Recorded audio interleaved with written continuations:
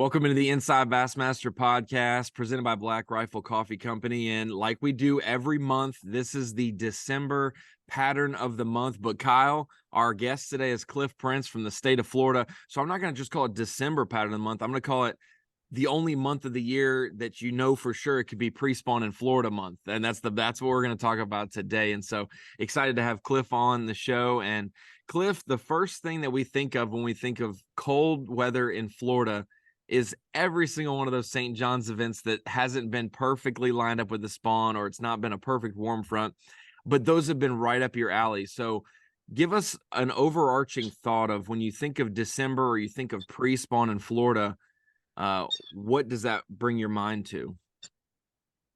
Well, December, it all amounts to, the temperatures we get.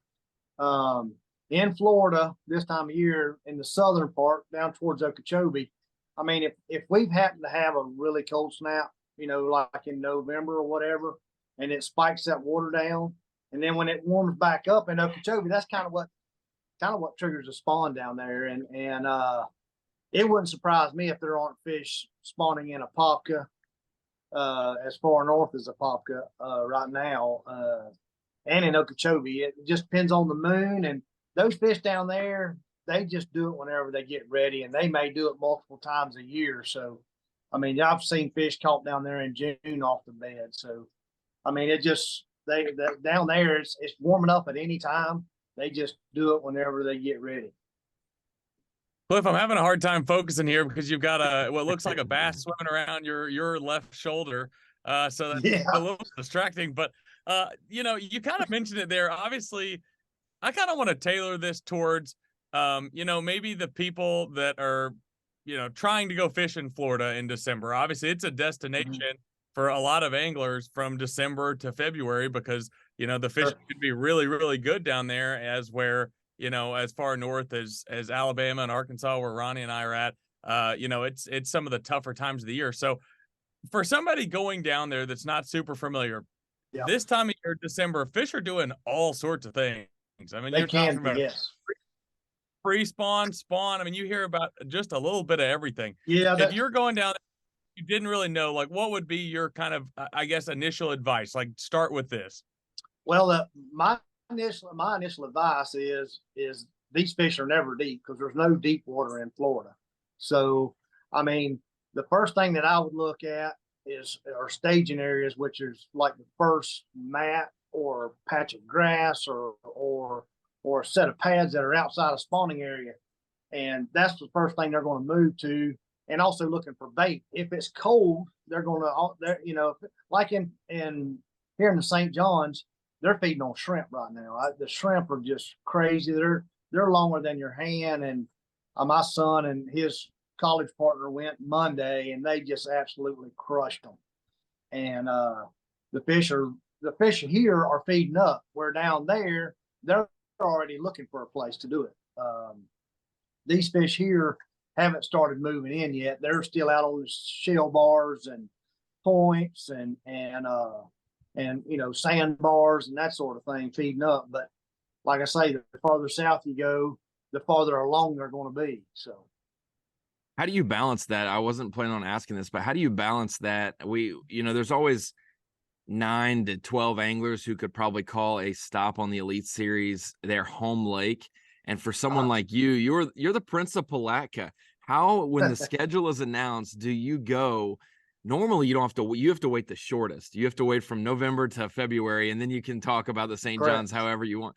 But with it being in April this year, how does somebody like you or a Gerald Swindle at Gunnersville or the Johnsons at the St. Lawrence, maybe, how do you balance keeping relationships in the community, having a family that fishes? Your son's out there fishing more than you are these days, it seems, without breaking any rules and staying with the intent of following that, because you live and breathe St. John's River and Palatka. I mean, that's your place. Yeah, well, Chris and Corey Johnston, they have to deal with it because the St. Lawrence has been on our schedule for the past 5 years. So with that being said, they have to deal with the same thing. And most everybody that I know that I talk to knows that I'm off limits and I can't talk about the St. John's because they see the schedule as soon as I do pretty much. So anyway, that with my son being out there, it's a little different because, you know, I can legally talk to him, but I can't necessarily talk to him about when and where and how. But you can whenever you he can says, offer yeah, we him, like if he asks you a question, you can tell him and offer it and talk fishing that way. You just can't find out if what you suggested ended up working out, you know. I can't find out when, where, and what on, you know, and pretty much, you know, he knows the same areas I know. He probably knows a lot more than I do anymore, but he keeps up with it. You know, he's going to be something to deal with here in the next few years, him and his fishing partner. But they it's hard to most everybody that I used to fish against or fish with, they know that they can't really talk to me about fishing because I'm like, nope, I can't talk about it, you know. So it's pretty easy, and I'm sure Chris and Corey are the same way. Since we're on the St. Johns River talk, one thing I was going to ask, you know, I had the opportunity to cover you on day one. I guess it would have been 2 years ago. And, you know, it's funny because it seems like there's a direct split of guys and probably way more on the side of don't pay any attention to it, but is the tides. And without giving anything away, like, again, kind of explain that to somebody, you know, that might be going to the St. John's during the winter period. Kind of, it's not necessarily huge swings, but kind of explain what that'll do to the fish in certain situations. Well, the tide, you know, it is totally reverse every week. So in order to adjust to that, I mean, the fish move up and down with the tide, of course, but anytime I go to a tidal, I've learned it here, I pretty much try to put that out of my mind. You know, when we went to the California Delta, I knew there was a tide swing there. It's kind of like here. It's not very much, but it does affect the fish. But the only way I can explain it is if you catch a fish in an area on Monday at 2:00,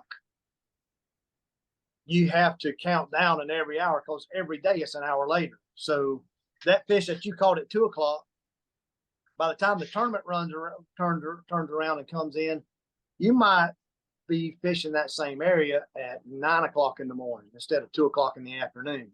And that can also, the wind can affect that. I mean, if you get a northeast wind, that can mean a 2-foot difference in the tide swing.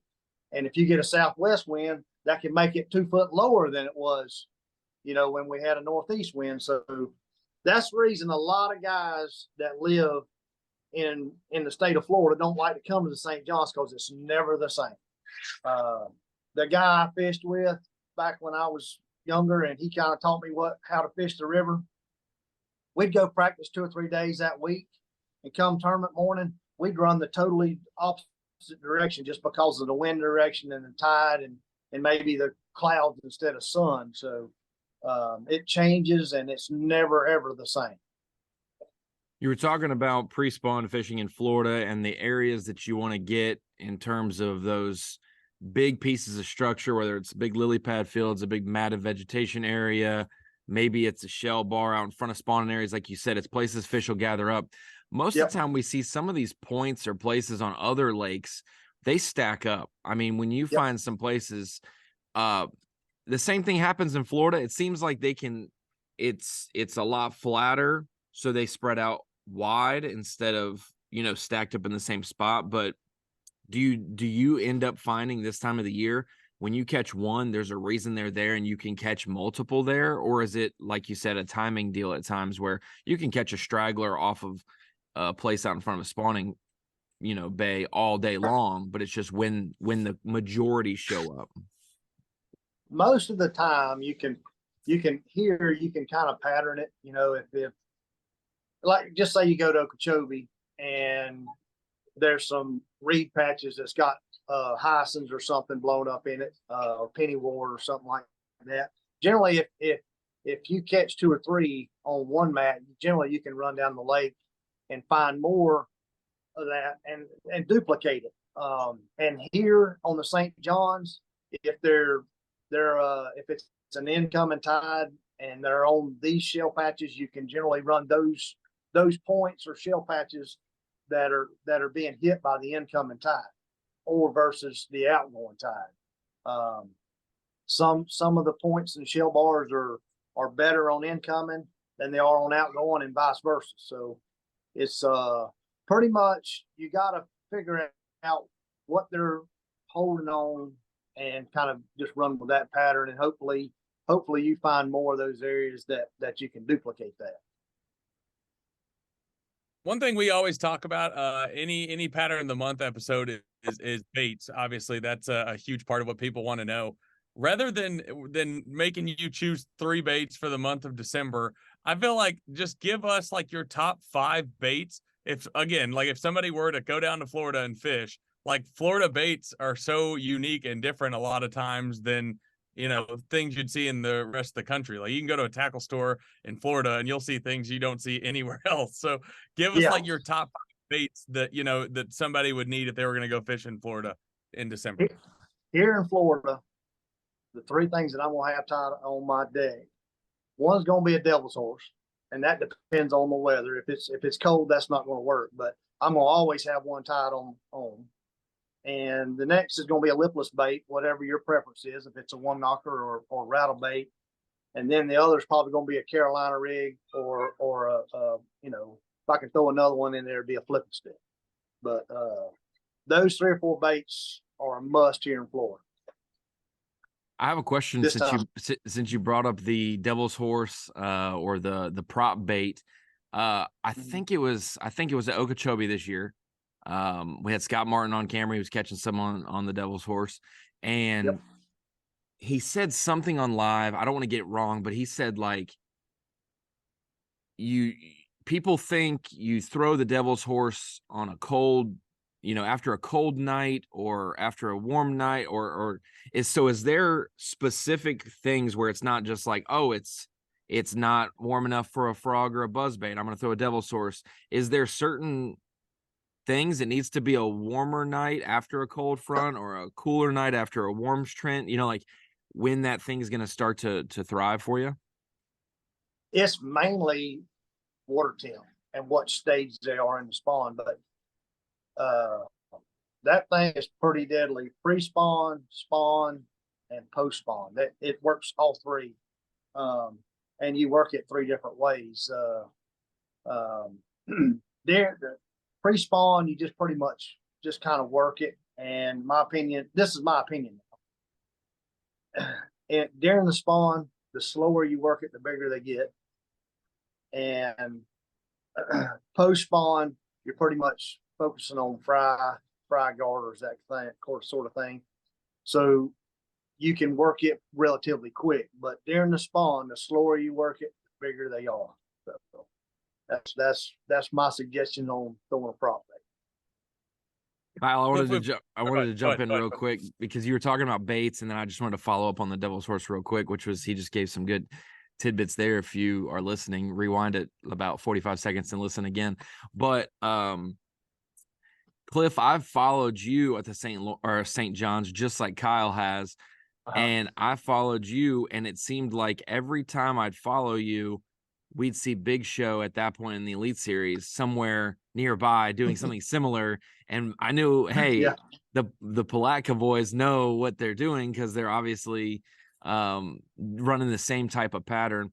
You were mixing up some different baits there. You know, when we talk about Florida fishing, everyone thinks an angler is a frogger and a puncher. And you mentioned a flipping stick or Carolina rig, but then the devil's horse is something that's underestimated. Bladed jigs, obviously. And then I got to watch you throw an underspin a whole bunch at times, or a lipless, and it's a kind of just a moving bait for suspended fish. You can vary your depth on those lures. Right. Have you been able to see with new baits coming out, and you've been at the St. John's for your whole life, have you been able to see some of these new trending baits come out and be able to find applications for them in Florida where maybe the guys at Okeechobee would never purchase them because they don't have water they can fish. It seems that St. John's has a mixture of all the Florida lakes that you could fish, you know, all the spectrum of your tackle box. Yeah, well, you know, whenever you mention the underspin, those fish were feeding on shad, and it's a presentation that at that time a lot of guys didn't throw here.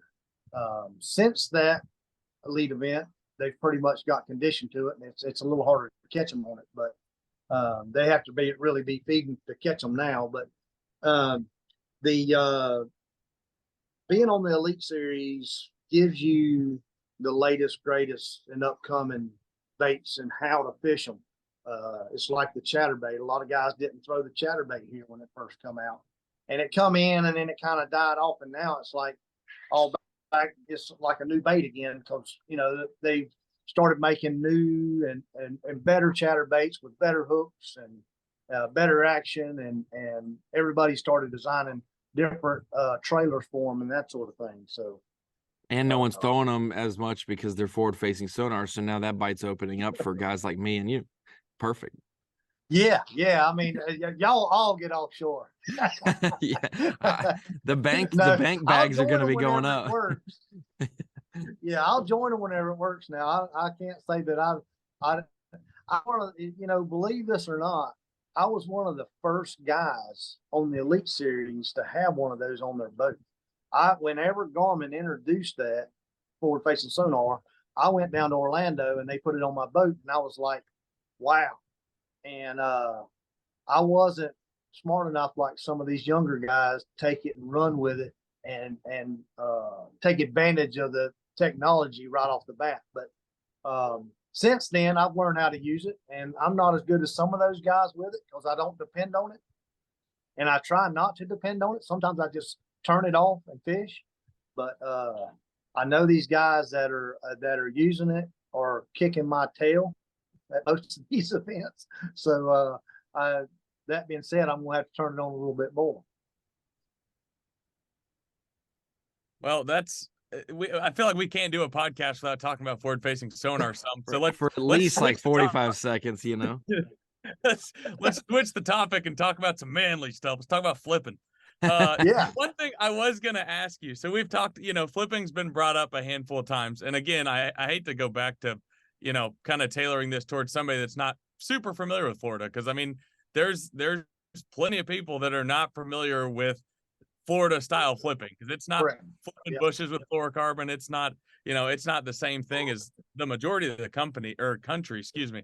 So kind of walk me through your setup, you know, what you're doing, you know, line size, weight size, how much you'll vary that. And then also, you know, the things you're looking for, because it's not necessarily just one kind of grass. It's a variety of things that you might want to flip. So just kind of give us a rundown of that.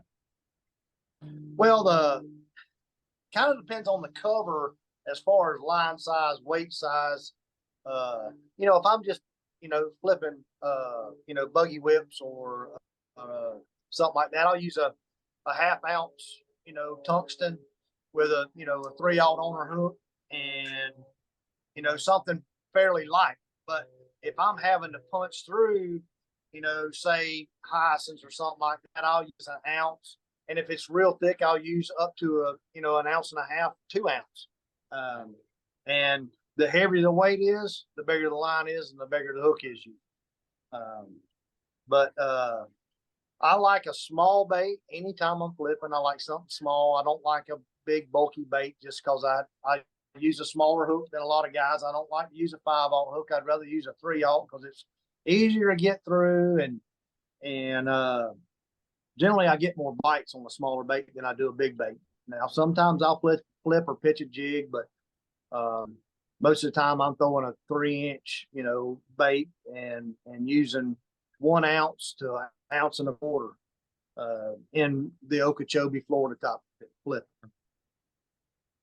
When we're talking about that, that's the one big piece of cover and structure is, you know, I've seen guys just park their boats in a reed head when it's a cold front, you know, and they just sit there and just almost drop it through the same hole over and over again. When it comes to those ultimate, like regular weather in Florida, it's pre-spawn, but if you get a big warming trend, you could have a big wave of fish come spawn. Well, the reverse can happen too, I guess. If those fish get up there ready to go and then it's an ultimate cold front happens, do those fish, in your opinion, in Florida or at the St. John's, pull back out of, if they're headed towards a canal, do they pull out to the main river again, or do they just sit and they're like I am, and I sit like this when I'm cold and I don't like to move? I'd rather just maintain. Do you see both things? It's like, large concentration move out, but big ones stay close? Well, usually they don't move far. They pull to the first cover that they can come to, be that a point, a treetop, a mat, patch of reeds or whatever. That's the first thing that they will generally pull to, and they're waiting for the weather to get right. So they're not going to go far. They're going to pull to the first thing, and that way, when it does get right, they don't have to go very far, in my opinion. But other guys may find them a little bit further away, that they move a little further. I find that they don't move very far. They generally just tighten up to it.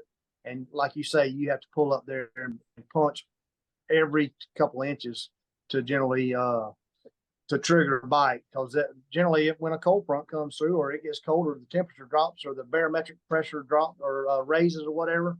Generally, they're not as active as they would be if it's a warming trend and that sort of thing. My bass in the tank back here, that's kind of my barometer for fishing. If I come out here and I drop a worm in there, or throw a lizard on top and he doesn't eat it immediately, that's pretty much a barometer saying that it's might be a tough day of fishing. Well, Cliff, the last thing that we'll ask you about isn't necessarily pre-spawn related. I guess you could catch some in April pre-spawn in Florida. I mean, we always think in Arkansas, oh, it got warm in March, they're going to be spawning. And Kyle looks at me and he's like, you never catch one on bed until April. Like we always think we're going to catch them in March. Well, when we come to the Elite Series at the St. John's, it's always, will they be on bed in February? This year, though, we're going to be at the Harris Chain in the St. John's in April. What do you see being different about it? I mean, obviously, the first thing fans say is, oh, it's going to be warmer. Maybe it'll be better. But I know that doesn't always correlate perfectly. Well, the fish are still going to be shallow. The majority of them will be done spawning. There will still be fish spawning, but it'll be different areas, and that probably won't be visual very much. Most of it will be post-spawn. But the fish will still be shallow. There'll be a ton of fish caught. It's going to be post-spawn, but they're still going to catch it. It'll probably be better fishing than it is in February, because February, like the last time we were here, it was the most extreme cold front we've had in several years that we had that weekend. And when that happens, these fish just shut down. The fishing's not as good. If you get an April, we may have to deal with some wind or something like that, but it's going to be more consistent. If you find fish, you're probably going to catch them. I don't think they'll move a whole lot. The weather won't predict it as much. It won't be as drastic.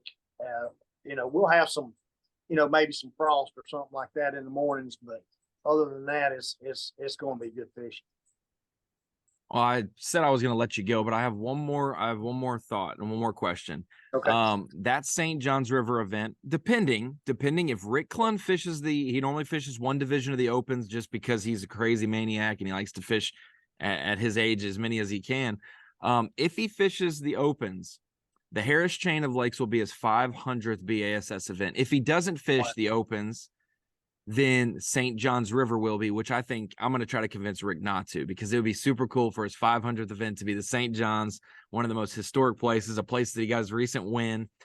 For you being a local and being cherished in your region as a hero, Rick Clunn's kind of a hero to all of us in many facets, whether we grew up watching him and admiring him, or whether he was exactly like, the respected hero that you looked up to.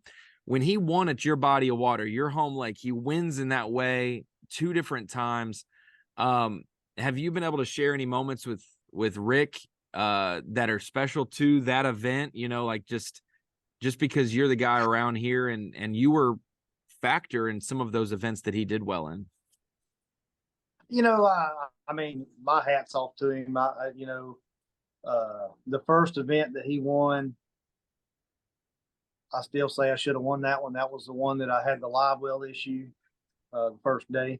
The second one, he just blew it out the last day. That was phenomenal. And every time I see him, I know he relates me with the St. John's, his last two elite events, because he's got a smirk on his face. You know, it's like I beat the local boys, so which I'm all good with. I'm happy for him. I hope my last two elite event wins will be up in his part of the country, but you never know.